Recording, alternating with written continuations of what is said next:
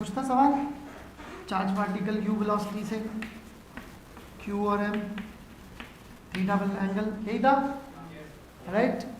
इसमें मेरा क्वेश्चन बस इतना सा है कि मैंने अपोजिट डायरेक्शन में एक इलेक्ट्रिक फील्ड लगा रखी है, ठीक है। What should be relationship between these 1 2 3 4 5 quantities. ये करा दिया सर ने। हाँ तो ठीक है ना, मैथमेटिकली सॉल्व कर दो ना, कर दिया। इन पांचों क्वांटिटीज में क्या रिलेशनशिप हो कि चार्ज पार्टिकल वापस आ जाए, कहाँ आ जाए, पॉइंट ऑफ प्रोजेक्शन को वापस टच कर सके।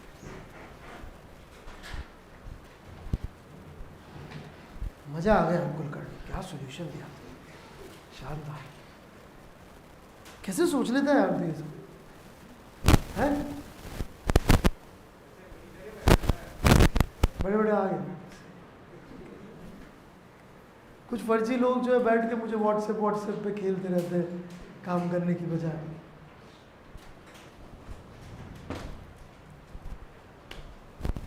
तो व्हाट्सएप करने की बजाय सोल्यूशन कर लेते यार, है जीवेश? क्या सुनाई नहीं दिया मुझे?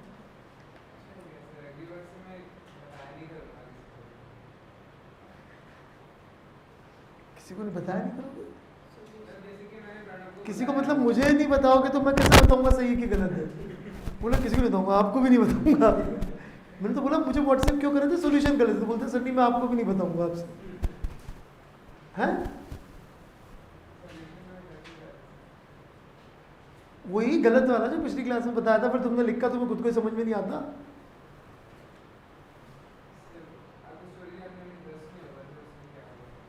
अब मेरे को तो कोई बिल्कुल इंटरेस्ट नहीं, मुझे तो सोल्यूशन जानने में इंटरेस्ट है। इसने क्या बढ़िया समझा दिया, मजा आ गया।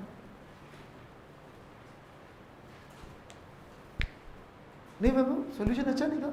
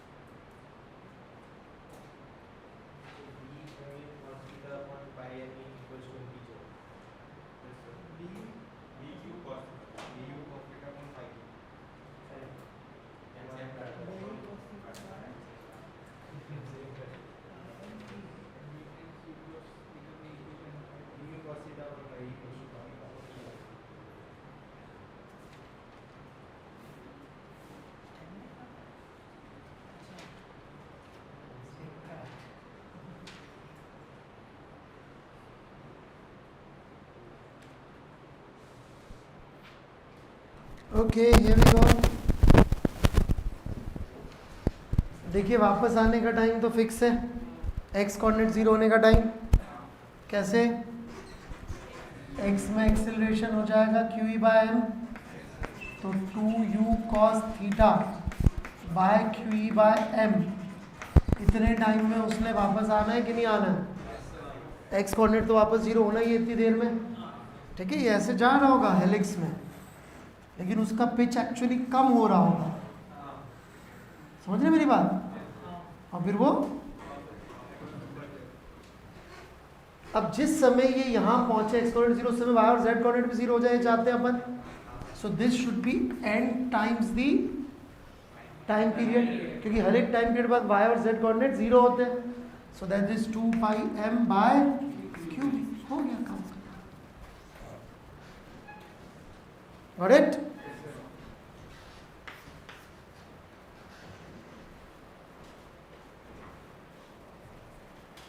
वो अलग बात है, पाई आ रहा है इसमें तो इंटीजर कैसे लाएंगे?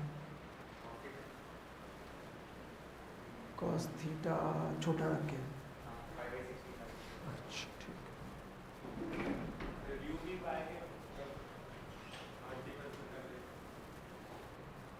आप ऐसे बात करें जैसे पाई की एक फिक्स वैल्यू होती है, पाई के इनफाइनाइट डिजिट्स होते हैं ना, वही मैं कह रहा था। इसीलिए हमें पाई की कितनी डिजिट की ज़रूरत है, वो हमारे मेजरमेंट की एक्यूरेसी प्रिसीजन पर डिपेंड करता है।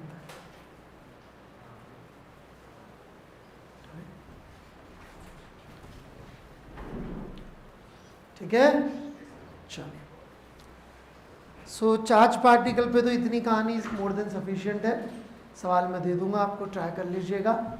एक जो चीज़ रहती है वो है 34th और 35th चैप्टर, इन दोनों के लास्ट सॉल्व एग्जाम्पल्स कॉपी मार के आने, ठीक है। घनघोर गणित कर रखी है उसमें, हाँ दोनों के 2 सॉल्व एग्जाम्पल्स कॉपी मारने, एक 34वें अध्याय, एक 35वें अध्याय की, ठीक है।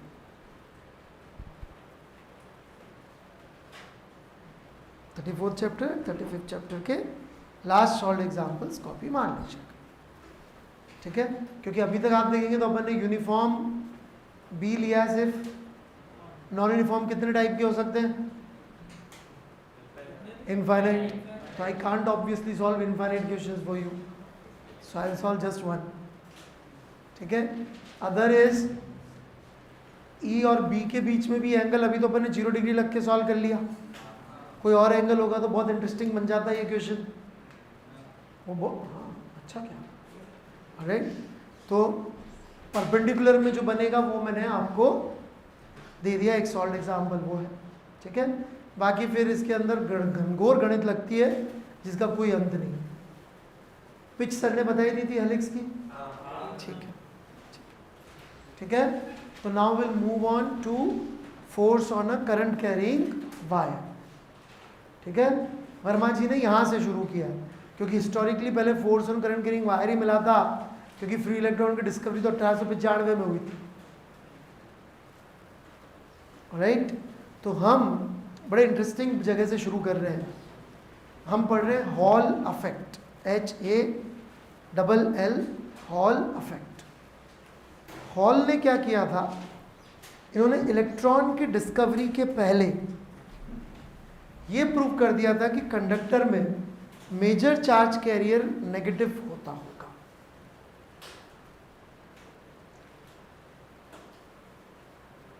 ठीक है।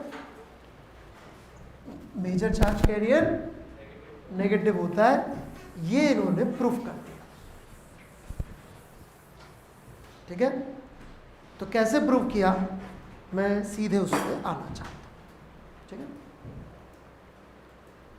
अब ये हमारे पास एक स्ट्रिप है मेटल की,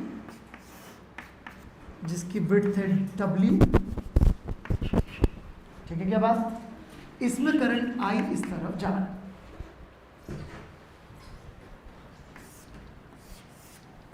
practically speaking this I going upwards like this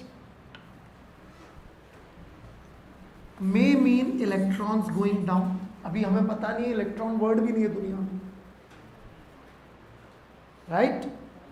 and it may also mean positive charge going up. Right,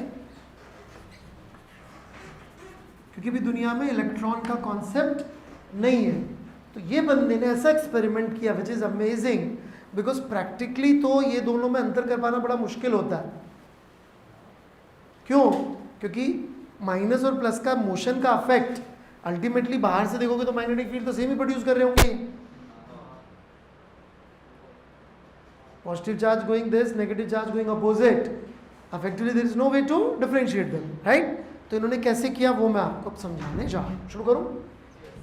तो उन्होंने क्या किया, एक मैग्नेटिक फील्ड बी यूनिफॉर्म ऐसे लगा दी। कोई कंफ्यूजन यहां तक? राइट। हॉल इफेक्ट, मेटल की स्ट्रिप है, उधर पड़ोसी की कॉपी में क्या देख रहे हो भाई, है ना। एक मैग्नेटिक फील्ड ऐसे लगा दी। अब ये मैग्नेटिक फील्ड ऐसे लगा दी तो इस नेगेटिव चार्ज पे फोर्स किधर लगेगा? अब देखिए गधे बने का आंसर होगा राइट साइड। क्यों? क्योंकि अपन ने ये किया और बोला फोर्स इधर आ रहा है, लेकिन चार्ज नेगेटिव है तो किधर आ जाएगा फोर्स? अपोजिट। तो नेगेटिव चार्ज पे फोर्स किधर लगेगा? इस तरफ। एग्रीड?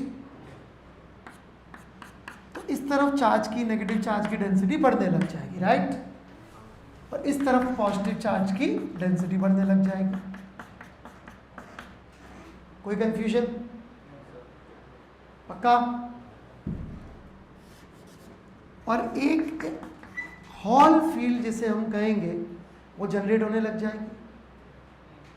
थोड़ी देर में ये हॉल फील्ड इतनी होनी पड़ेगी कि ये यू डी बी को कैंसिल कर दे।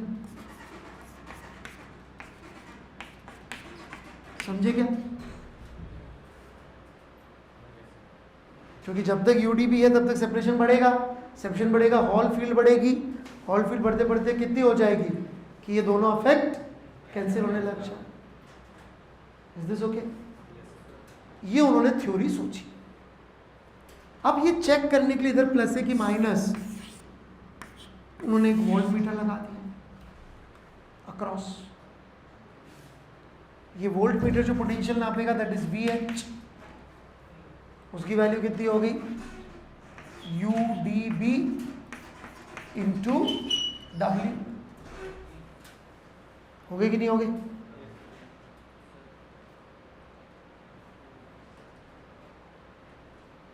राइट। और उसमें प्लस टर्मिनल किधर आएगा? इधर। नेगेटिव टर्मिनल किधर आएगा? इधर। अब पता कैसे पड़ा कि यही सत्य है? लेट्स चेक कि यदि पॉजिटिव चार्ज के लिए होता तो क्या डिफरेंस आता। शुरू करूं? Very easy to C.